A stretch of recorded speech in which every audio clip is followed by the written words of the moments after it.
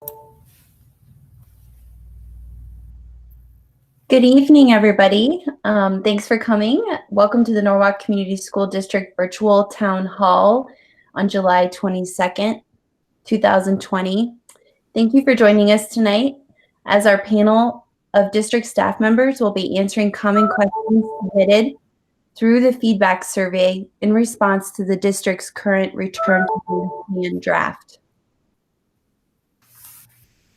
First, let's get started with some introductions. On tonight's call, we have myself, Tiffany Redmond, District Communications Coordinator, E.T. Magee, Norwalk Schools Superintendent, Don Shiro, Executive Director of Teaching and Learning, Diana Duffy, RN, Lead School Nurse, Eric Neeson, Director of Student Services, Mary Ann Kessler, Norwalk Professional Education Association Representative, and Tim Geyer, Director of Technology. Tonight, we are going to start the meeting by going through the current district Return to Learn plan overview as it stands.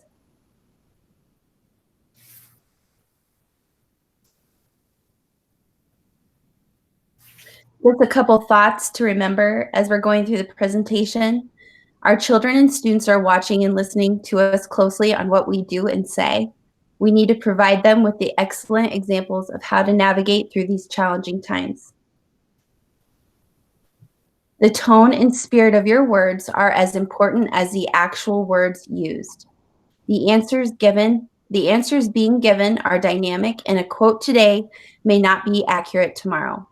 We are living in high-stress times, which may prevent us from using higher-order thinking skills. Please extend grace and be kind in an effort to treat others as we would like to be treated. This plan, the plan that you are about to see and the plan that we're about to talk to, has been impacted by guidance from the Iowa Department of Education, the Iowa Department of Public Health, Governor Reynolds, CDC, Warren County Health Services,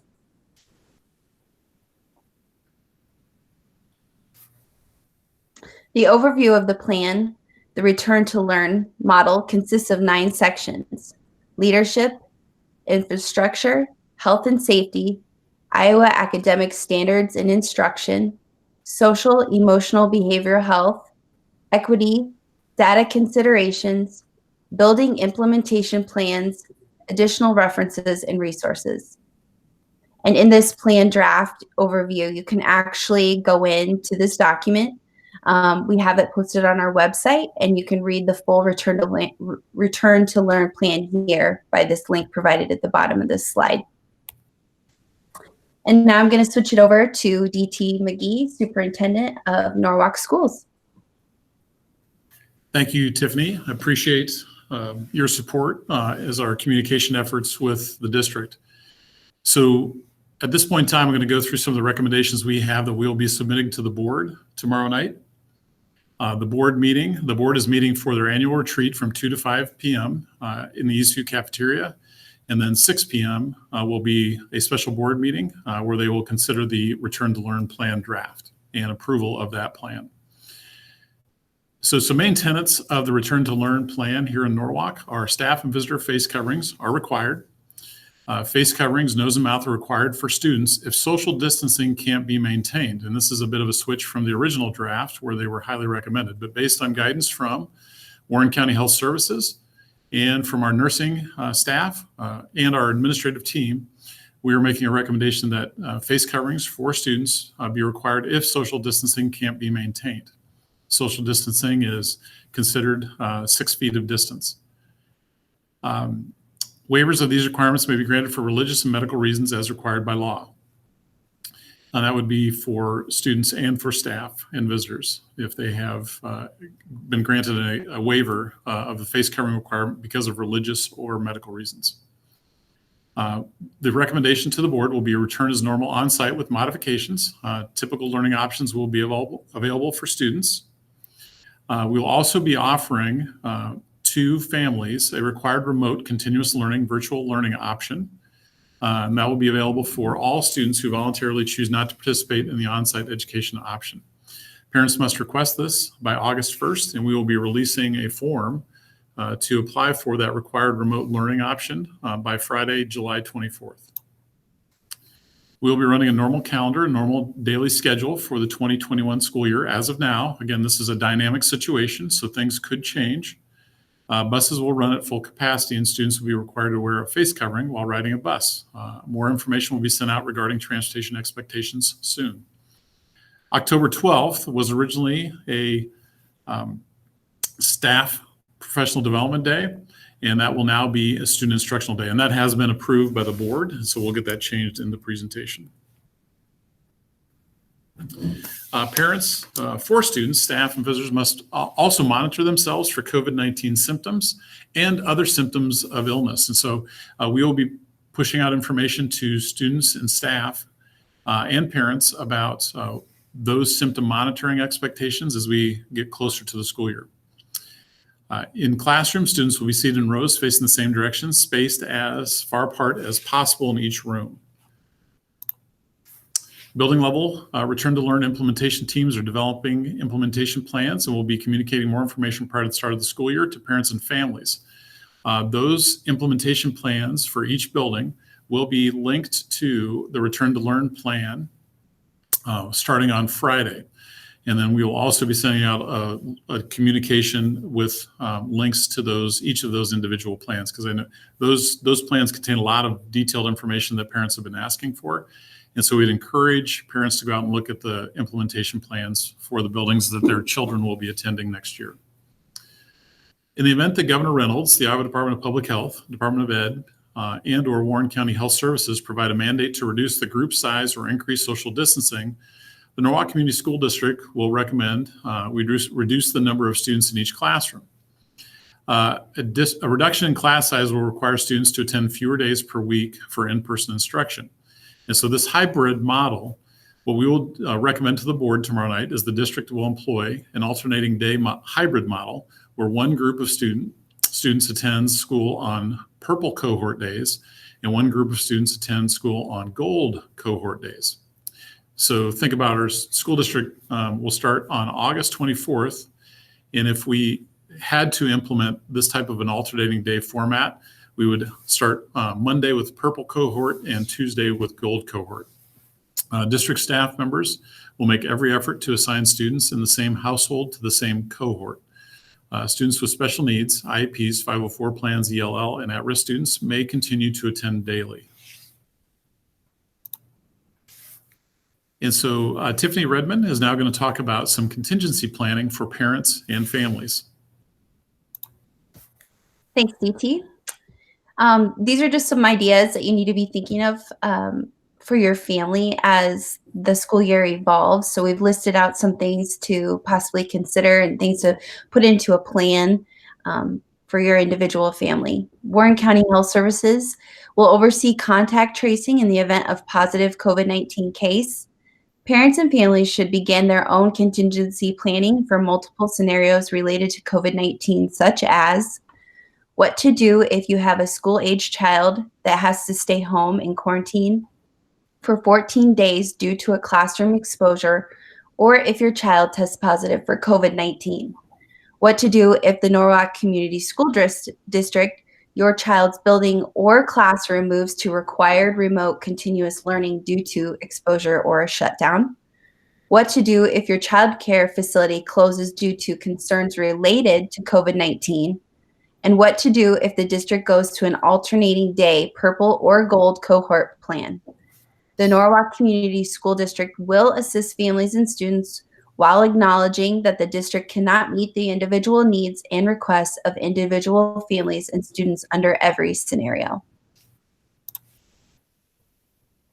Please remember that all aspects of the district's Return to Learn plan are fluid and subject to change at any moment due to situational updates at the state, county, city, or school district level.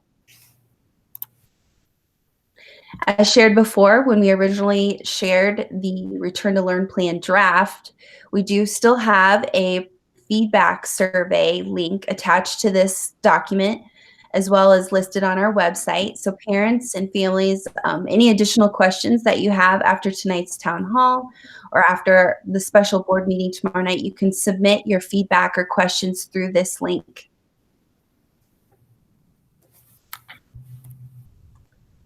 Okay. And now we're going to get started by going through some of the questions. So we'll just go ahead and dive right in. Again, this will be the panel that I talked about earlier that's joining us tonight. We'll be answering questions, and these questions are some of the more common questions that were submitted through the feedback survey. All right. Our first question tonight is going to be for Diana Duffy. Please explain the face mask recommendation.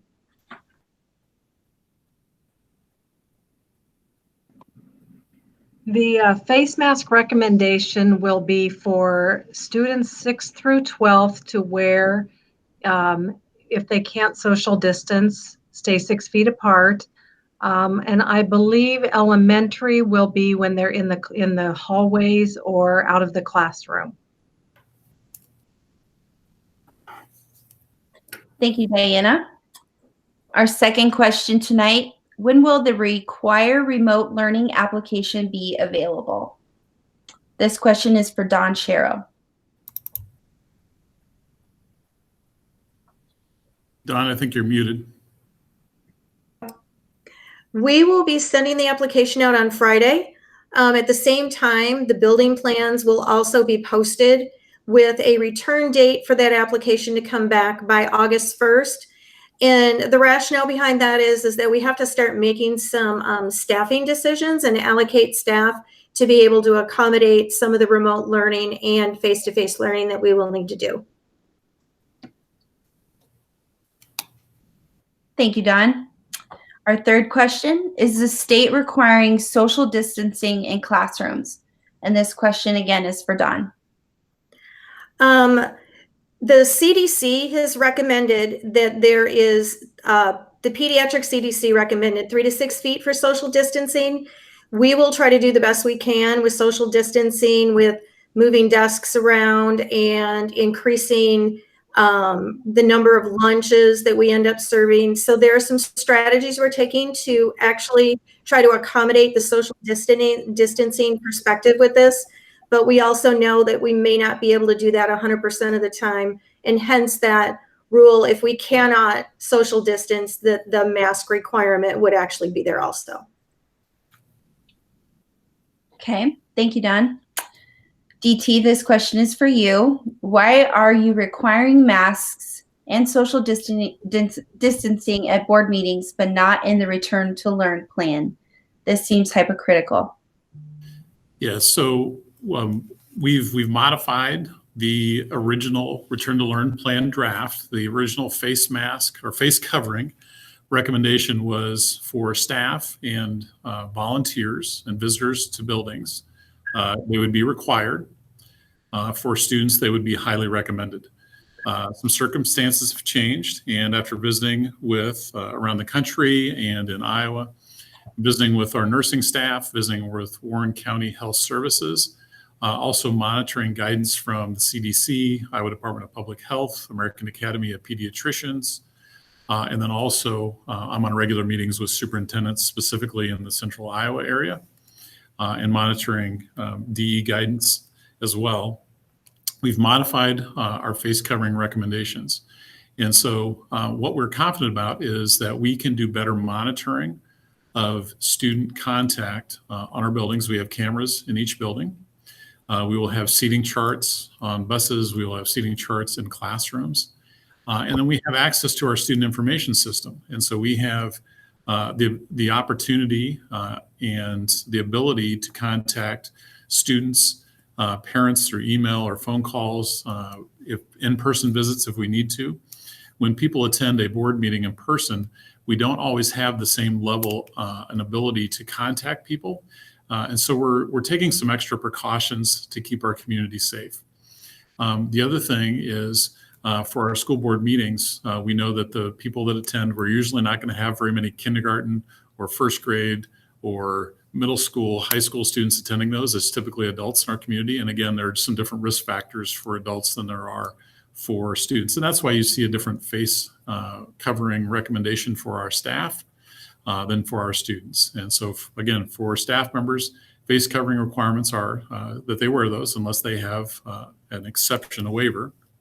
And then for our students, they'll be required if social distancing can't be maintained. And we're really doing that so we can grant the ability for some teachers to make individual decisions about a mask break, say in a area of a classroom where a student is socially distanced, or going outside, and so making some of those individual choices. And so that's why we have some variability on our face covering recommendations, whether it's at board meetings or with staff members or with students. Thank you, DT. This next question is for Dawn. What will lunch look like? So I just spoke a little bit about increasing the number of lunch periods. So that is one strategy. We also know that in the building implementation plans that'll be posted on Friday, lunch looks very different for a kindergartner than it does for a ninth grader. And the structure and strategies they're going to use to be able to, adequately social distance and provide lunch for students is going to look varied in every building. So when the individual plans come out, I would read those plans with the strategies that each individual building will be utilizing, and that would give you more detailed information and accurate information from what's going on in each one of the buildings. Thanks, Dawn. This next question is for Diana. Why aren't you requiring temperature checks? I think I'm going to work on. Well, we've listened to a lot of the recommendations from the Department of Health, and what they're saying is that temperature alone is not a good indicator of presence of illness. There's so many other symptoms that we know that we need to monitor for all of those symptoms and not just temperature alone. So we have recommended, though, and we'll be talking with the staff members, that any student that complains of any illness or not feeling well will be sent to the nurses, and we will be doing temperature checks on those students. But just routine temperature checking has not been shown to help identify students who might be ill. So Tiffany, can I ask a follow-up question to Diana? My question is, we have some symptom screenings in place right now for like the flu, and some expectations about students not attending school, let's say with a fever of 100.4 or above. Will those same type of expectations occur, and how will that information be sent out, all the symptom screening be sent out to parents? Right, and I'm talking with Department of Public Health right now, yesterday and today and tomorrow as well. We do have the list of symptoms we'll be monitoring for. Those are the typical ones that we're seeing: sore throat, can be a fever, can be nausea, diarrhea type symptoms as well. So it's a whole range of symptoms. We will be identifying those or communicating those symptoms that we'll be monitoring for. They also recommend that we will be sending students home definitely with the fever, but also if they're exhibiting 2 or more symptoms of the COVID-19 symptoms that the Department of Public Health has identified. So we will be communicating that to parents before school starts, the things that we'll be calling them about with concerns. But definitely we'll be checking more temperatures. We'll be, talking to students more about coughs, those types of symptoms that they may be exhibiting. So parents may expect to hear more often from the nurses based on some of those symptoms. But we will communicate with parents about what those types of things we'll be monitoring for. So it's safe to say that we have certain practices in place that we had before COVID-19, where a student might be asked to go home because they have a temperature or other symptoms that might be a communicable disease like the flu. Absolutely. absolutely not be related to COVID-19. So we might have some of those situations, and then we'll provide more specific guidance if we think it's related to COVID-19, correct? Correct. Yes. Thank you. Thank you, both of you. The next question is for Dawn. Once we choose a plan, we are done, correct? What we've looked at is having choices at the elementary by the trimester and choice at secondary by the semester. So once you, on August 1st, you have made that choice to have remote learning and you have a 6th grader, then that would be for the full semester. We also know that the rationale behind that, again, is we have to allocate specific staff in a class period to teach a remote class, or a teacher in a grade level to teach remotely, and come up with some strategies on how we're going to do that. So there's a lot of staffing conversations and how we're going to do this afterwards. We also know that individual scenarios over time may change. That would be an individual conversation we'd have to have in the future. But right now, it's a trimester or a semester that we would be committing to if you wanted your child in a remote learning environment. Thank you, Dawn. The next question is for DT. What are the quarantine requirements? I'm going to say this multiple times throughout this presentation. All of our guidance tonight are subject to change. And so whether that's a requirement that comes down from the state or the federal level, we can make certain decisions here locally, but some decisions we can't. And so as we were approaching our return to learn application with the Department of Education that was due July 1st, we definitely hit that deadline, and we had it submitted ahead of time. We went into that planning phase thinking that closing down schools would be a local decision. So local decision defined as the local school district working with the local county health system to make that decision. Governor Reynolds on Friday, July 17th, came out with some clarifications. So she issued a proclamation that was related to Senate File 2310, legislation that was passed by the Senate and the House during their legislative session that ended in June. And that proclamation, one of the things it did was told local school districts that we will have to get approval from the Iowa Department of Public Health and the Iowa Department of Education to close our schools for COVID-19 related issues.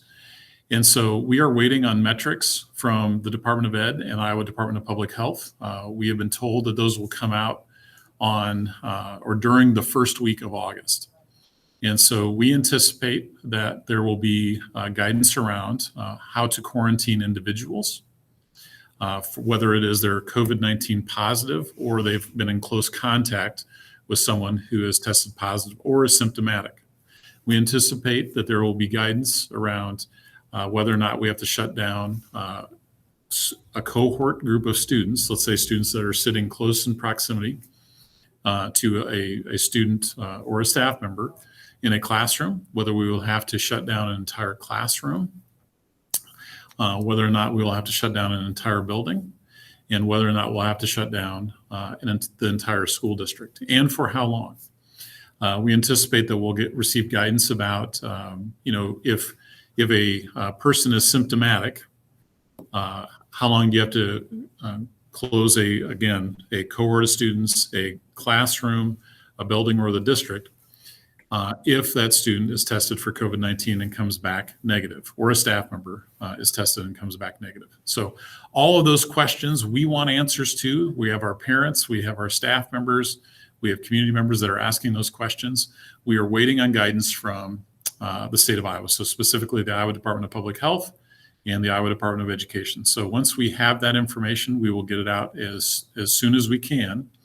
And quite honestly, usually the way it works is I don't know if we'll get advance notice on that from the Department of Public Health and the DE. It might be publicly available when they release that. But once we have the ability to release that to the public, we will make sure to send that out through our communication channels. So stay tuned for more information about individual classroom, building, cohort, or district quarantine and closure requirements. Thanks, DT. Our next question is for Tim Geyer. Will my child have access to a Chromebook or other device?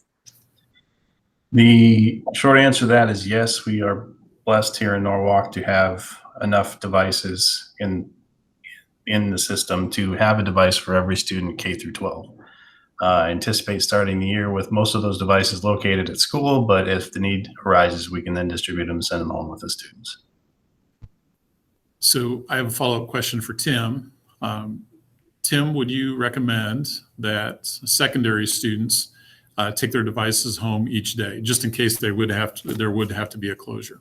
Yes, I would definitely recommend that. And the other thing is to keep their chargers at home and not bring them around to school and accidentally forget them, maybe in a classroom, someplace like that. Okay. And then typically we don't send home the devices, Chromebooks, with our K-5 elementary students. And so do you anticipate we'll continue that practice? Unless we get notification that there's a need to send them home with the students, then we would probably send them home that day with everyone. Very good. Thank you, Tim. Thank you. Our next question is for DT. When can a student or a staff member return if they test negative for COVID-19? So again, this is a question we could throw in their volunteer, visitor, student as well. And so again, I go back to we are waiting on guidance from the state of Iowa on when they can return, and so we want to make sure we have specific guidance around that, so we have consistency across our district and between our buildings, and then also consistency within Warren County for sure. So I am meeting with on a regular basis. I typically have one meeting a week with Heartland AEA, our area education agency superintendent. So we usually meet 1 to 2 times a week. We have representatives from Iowa Association of School Boards, School Administrators of Iowa, Des Moines Area Community College, obviously Heartland AEA, and then area superintendents. And so we meet 1 to 2 times a week to discuss different dynamics. Also, a meeting with Warren County superintendents, and for sure that would include Carlisle, Marsdale, St. Mary's, Southeast Warren, Indianola, and of course Norwalk. And we are starting to meet once a week. And so through those different meetings, and I attend Department of Ed webinars that occur as well. Through those meetings, we're communicating and trying to make sure we stay on the same page when we need to. Some of the other districts have a presence in Warren County, like Pleasantville, but because Pleasantville is in 2 counties, their superintendent is always meeting with us. So there is a level of complexity here that we've seen through the baseball and softball seasons when different counties are providing different guidance around, say, when a person can come back from a negative COVID-19 test. So right now, my answer is we're not quite sure. We've sought that guidance, and we anticipate that will come down from the state the first week in August. And if it doesn't, then we'll be working closely with Warren County Health Services to get that information out to our staff, our students, our parents, and our community. Thanks, DT. Our next question is for Dawn. Please explain the hybrid plan in place if social distancing is necessary. So DT referred to the purple cohort and the gold cohort. So what would happen is we would try to split classes in those 2 cohorts. So one group of students, to reduce that class size, would go Monday, Wednesday, and Friday, week 1. In the second week, they would go Tuesday and Thursday, and the opposite for the gold group, so that we could actually reduce those class sizes. And when we talk about the social distancing aspect, we know that the governor had some proclamations that came out early in COVID that reduced group sizes down to 250 and then 50 and then 10. So when we would enact that hybrid model, if there was a proclamation, if the health departments made a recommendation to actually reduce those group sizes, then we would enact that hybrid model. Thanks, Dawn. Our next question is for Marianne and DT. Were teachers consulted during the creation of this plan? I will go first on this. Yes, the teachers have been consulted. Each one of our district buildings has a team set up that involves their counselors, teachers from each grade level, or in the secondary, teachers from each department. And we have been reaching out to our building people as much as we can. And we are doing as much as we can for the district and to make sure that they know where the teachers have concerns. So what I would add to that is there are decisions that are being made that are informed by our staff, but not always the ability to have the staff make a decision. So the executive cabinet, which consists of our executive director of administrative services, executive director, and that's Kate Baldwin, executive director of teaching and learning, Don Shiro, our director of technology, Tim Geyer, director of human resources, Allison Cornwell, and director of student services, Eric Neeson. And our building principals are really our return to learn plan decision-making group. And so out of that, we split out into different areas and seek feedback. And so what I'd like Marianne also to talk about is our labor relations committee certified and how they've been involved in some of the return to learn process as well. And kind of describe what that the labor relations committee looks like. Our labor relations committee also is a group of teachers and administrators working together to discuss issues throughout the year. We've been in place for a couple of years now. And so when the return to learn plans first came out, DT asked the group if we would meet and look over the plan, because it's just another opportunity for us to read through it, see where we might have concerns, see where we might have suggestions. And just like he said, we do work on a continuum of what is a district decision, what is a teacher decision, and what are decisions we're making together, and where that would fall. And then ultimately, feedback will funnel through the building principals, the members of the executive cabinet, to final recommendations around what we call our big rocks that you see in the return to learn plan that will go to the school board tomorrow night. And they've already made some decisions related to just how we're operating during the whole COVID-19 pandemic. And that process will continue until we're through this. Now, there are a lot of decisions that occur at the classroom level for teachers, and a lot of decisions that occur at the building level that do not require approval from the executive cabinet and don't require approval from the board. And some of that decision-making, parents have been asking for more information.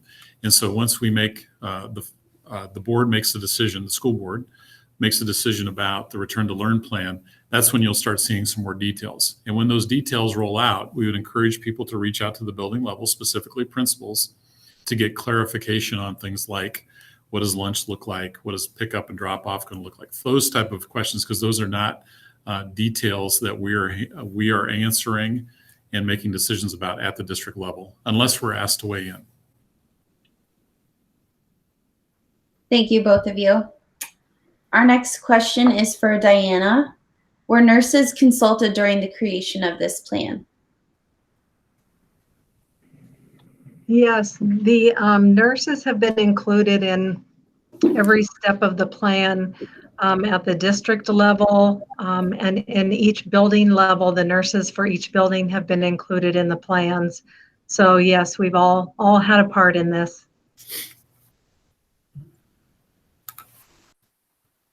Thanks, Diana. Our next question is for DT. What is the plan for extracurricular activities? So I've been working closely with Mr. Lammers through the pandemic, and of course our activities program. Unfortunately, we had to shut down our spring activities program. We have made it through tonight, and by the way, go baseball Warriors tonight. They play in Substate Centerville, 7 o'clock down at the baseball field. So good luck, Warriors. We're working through those details, and so we relaunched summer activities. So the weight room is open. We have some open gyms occurring. And so we have athletes, and then we also have other activities, some band-related activities and other fine arts that are back in session. So we have some requirements around face coverings, symptom monitoring, expectations about being in the same cohort. And so Mr. Lammers, Mr. Lipovac, our assistant AD, middle school AD, doing great work. All of our coaches and sponsors doing great work, helping our students get back into the swing of things. On July 27th, we were being told that there will be some additional guidance that comes out relating to fall activities. What we know right now is that the Iowa High School Athletic Association and the Iowa Girls High School Athletic Union have stated that fall sports right now are going to go on. And we're waiting for more information come July 27th. There are several other associations in the state and some other loose configurations. And so we have a debate association, we have a music association, the Iowa Jazz Championships, we have robotics, and we have, show choir. We have a lot of activities that are out there that want to know what's going to happen. And so we'll push out that information as quickly as we can. One thing that I want to clarify for parents and for students and also our staff is that if a student chooses an online required remote learning plan, they can still participate in those co-curricular and extracurricular activities that are occurring outside of the normal school day. And so they'll still be eligible to do that if they choose to. And so that is one thing we know right now, is that some of those activities are still going to be open to those students, even if they choose a required remote plan. And so we are waiting until the 27th of July to see what guidance comes down from the state. And as I've said multiple times throughout this presentation, that is all subject to change. We really need our community to step up. We sent out a message today about how ways that our community can help out. So socially distancing, keeping your contact group small, wear a mask when you're out in public, especially stay home if you're symptomatic, because these are the things that can be at risk. Because again, we may have to shut down a player or an activity participant or a team or a program if someone is infected or impacted by COVID-19. Thanks, DT. Our next question is our next question is for Dawn. Will elementary students have recess? The answer to that is yes.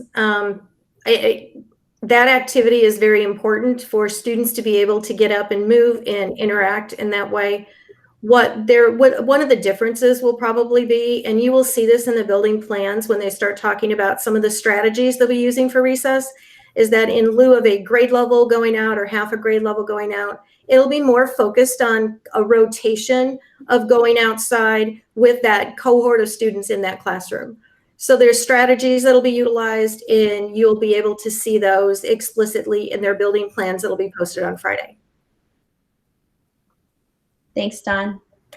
Our next question, what modifications are going to be in place to keep students and staff members safe? And this is for everybody. So I'll start. We have, some parents asked through the Return to Learn plan draft feedback, I need to know more about modifications. Some of this is going to be at the classroom level, depending on the students that are in place. We certainly have the face coverings requirements that we're submitting to the board for approval. We have some plexiglass shields that are in some common areas to protect some of our staff members, secretaries, food service workers. We will provide cleaning supplies in each room. We will be doing extra cleaning throughout the district. Our custodial staff has been doing a wonderful job since the pandemic hit of cleaning, and so we will do that. We also will be monitoring the symptoms with students. We'll have isolation rooms if someone is symptomatic, so we can place that person into an isolation room with supervision. We'll be providing extra PPE, more specifically like N95 masks that people have heard about, face shields, other protection for our nurses who will be, right there on the front lines dealing with or working through COVID-19 related issues. We are working with staff members who may have underlying health conditions. Our HR department is working hard to address some individual staff concerns. And we were buying cloth and disposable face masks, so we have those plentifully available in the district. and also, again, cleaning supplies that we're putting into place. We'll be making sure through our Director of Buildings and Grounds, Richard Sleeth, that we are setting up our systems so that more fresh air comes into our buildings on a regular basis. So that's another intervention that we're doing, requiring everybody to wear face coverings on transportation. And so those are some of the modifications that we're doing. And as this situation emerges and we get into school and we learn more, I anticipate we'll have additional modifications. The biggest modification, though, we're making is for those families who have medical issues in the home that could be negatively impacted by COVID-19, or for families that just think an online program is the right choice for their family and their student or students. We are offering the required remote learning plan to those families and students. Another part of this, the state has actually required all administrators to go through an administrator health and safety type of training, and that all staff members go through a training. So that will be working on at the beginning of the year also. And from a staff member position, we are also being encouraged in our buildings to help remove some of the extra furniture that we have in there. Typically at the elementary level, we teach with a lot of kidney tables. I know they also use them at secondary, and we're rethinking how we can do our instruction without having kids sitting close together and facing us. I am a special reading support teacher, and so I know that my room, instead of having a kidney table, will have desks so that they can face in one direction. And so we're taking a lot of precautions within our classrooms in addition to the building. And we will be redeploying furniture if we need to into classrooms that might have tables. As we find out how many students might be participating remotely, we can move some desks out of certain classrooms into others. We will, as we said in the presentation at the start of this town hall, we will be having some students that attend on a daily basis, even if we might have to go fully remote, or if we have to be in a hybrid model. We'll prioritize to see if we can get some students to attend, even if we have to go to some of those models. Of course, we can't control if we go full required remote, if we can still bring some students back in, but we're going to try to do that. And I believe Eric Neeson is on the call too, so the welcome comments from Eric too around special education students, at-risk students, 504 students, and our English language learners. And maybe before I do that, it looked like Diana, you were trying to say something as well. Well, I was just going to elaborate a little bit about what DT said about an isolation room. So we know as nurses, we're going to be having students who are needing to come into our offices for medication, injuries, just everyday things that they may need to get through the day. So that's why the reason for the isolation room. So if we have a student who is being sent to us from a classroom that they're just not feeling well, we can take them into a separate room where we can check temperatures, monitor their symptoms, and then decide from there where they need to go. Is it home? Is it, to our regular office? So we are planning to keep the well and the sick students away from each other as much as possible. Right. And going back to what DT has said too, as far as special education students, at-risk students, and others, I mean, obviously, when you start looking at different subgroup populations, they all have their unique individual needs. And so we are going to be working closely with the parents as far as determining what those needs are, what the health needs are of each student, and determining if we need to make any type of adjustments as we go into this school year. So that's kind of what our plan is right now.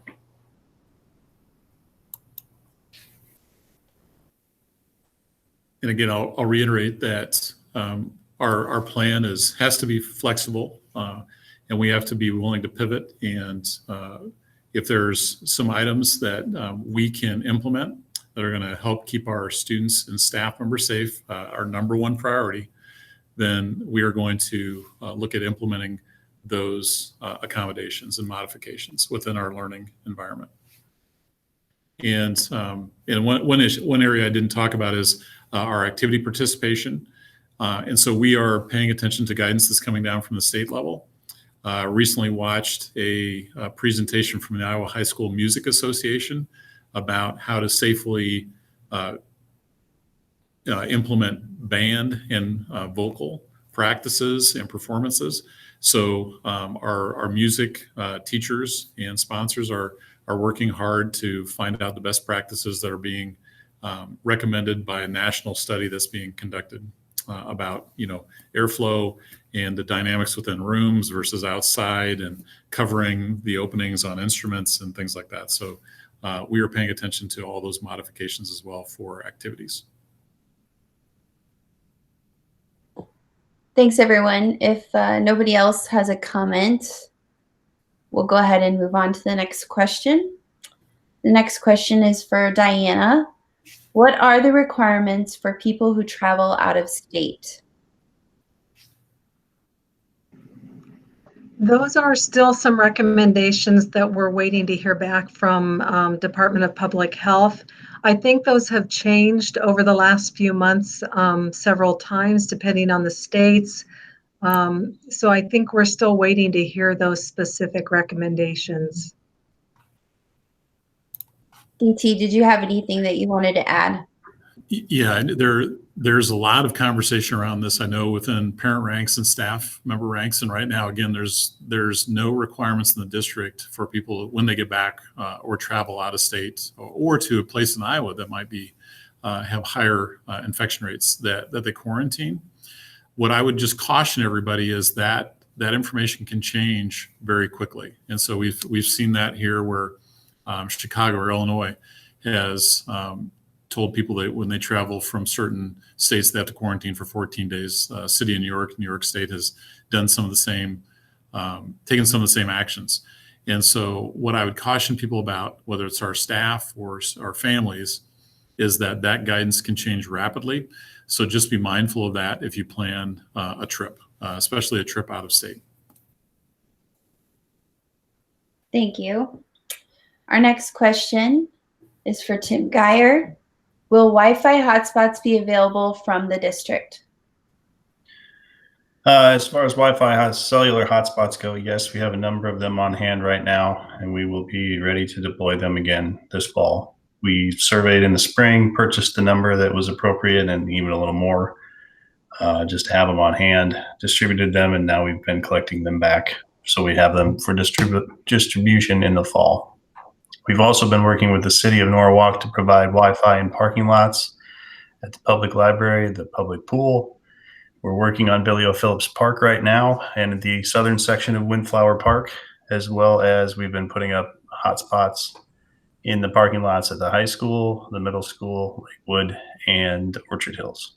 So there should be a few options for folks if they need to get connected.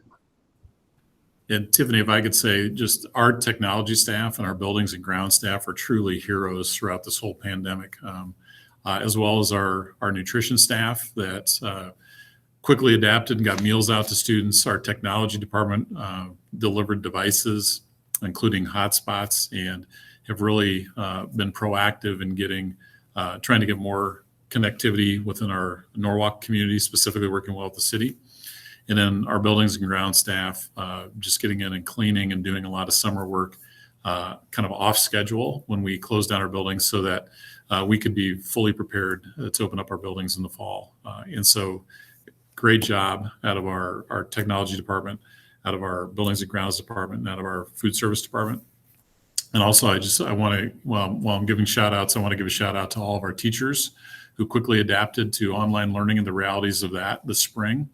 And our full administrative team, our principals, the district office staff, who have been doing a lot of work. I mean, this is the return to learn. I know it's consuming a lot of people's thoughts. And as we approach the start of the school year, it is consuming a lot of time from a lot of people. And then finally, our board of directors, as they've got some tough decisions that they've had to make and will still have to make. And so we really appreciate their leadership. Thanks, DT. Thanks, Tim. Our next question is for DT. Can students wear face shields instead of face masks? Yeah, right now, what we say is in our language and the return to learn plan is that we require face covering. So that would include a face mask or face shields. There are some questions that are starting to emerge about different types of face coverings that may or may not be allowed. And so we will get some information about that as we approach the start of the school year about what types may or may not be allowed. And then the other thing is we will adapt as necessary if we think there is an issue or we get additional guidance from, again, the CDC, Iowa Department of Public Health, Warren County Health Services. And so we will be pushing out information. Again, I said earlier in the presentation that we have disposable masks that will be available in each building. We have cloth face masks that we're going to be able to provide for staff members. We are asking that students provide their own face coverings and then clean those each day. But if a student does forget one on a particular day, we will have some extras available. And same for our staff members as well. We're going to ask them if they to provide their own if they can. And then again, launder those, whether they're personal ones or that we provide to wash those on a daily basis. Thank you. Our next question is for DT again. Where should questions about building implementation plans be directed? So start with the building principals, and they may designate someone else to answer a question. But I would start there, and I would ask folks if there are frequently asked question documents that buildings put out. Take a look at those first. Probably start with an email, or if the building puts out a different way to submit a question like a Google form, go that direction. Better chance of getting a response usually through email than trying to call and talk to someone live and in person because they may not be available. And so email is typically, or again, a Google form submission is the preferred model. So start with the building principals and then the building principals will direct people from there. Thanks, DT. The last question is also for you. How will the district handle virtual students who later decide they would like to do in-person learning? Yeah, so right now, the requirement that'll go out on Friday, should it be board approved, is that we would ask our families if they sign up for the required remote learning. Elementary students will be for the first trimester, and secondary students, that would be for the first semester. And that's helping us to deploy resources, specifically staff, and scheduling. Scheduling it's more complex at the secondary campus than the elementary. But because of scheduling and resource management and allocation, we're asking folks to follow that. Now, we know that when you have a one-size-fits-all policy, that may be a challenge. And so individual requests, change of circumstances will flow through me, and I'll make a decision about whether or not we will continue to uphold that first trimester, first semester expectation. And then the other aspect of this is what we don't control is from the state level. And so if the state would come in and dictate something else to school districts, then we will, of course, have to adjust. Or what I think we all prefer is if we can get something that identifies how to stop this virus from spreading, and we could get fully back online, then we will, of course, take that under consideration as well. And so we want, understand, everybody that's listening tonight, teachers want to be back. Administrators want to be back. Our bus drivers, we all want kids back fully in person. That's what everybody wants. We just want to make sure we do it safely. And so we appreciate everybody's patience and grace and understanding as we go through this process. But our number one goal is to get kids back safely. We want to see everybody back. This is what we do. This is what we love to do. And we want to see kids back. Thanks, DT. Thank you, everybody, for joining us tonight. Thanks to the panel for all of your responses to tonight's questions. Thank you to the viewers for listening in, the viewers who dialed in and were able to view the online live stream. This meeting is being recorded, so you will be able to view it at a later time. And then before I let you go, I'd just like to say good luck to the boys high school baseball team who is participating in a sub-state game here in Norwalk against Centerville. Go Warriors. And last thing, sorry, Tiffany, you were going to have the last word. You can still have the last word. We will send out a link to the video. We'll send out a link to the presentation. And we also have an FAQ document that will make sure we get all that information out to folks. So you can see the presentation, you can see this video, and you get the last word. Okay, I'll just say thanks, everybody. Have a great night.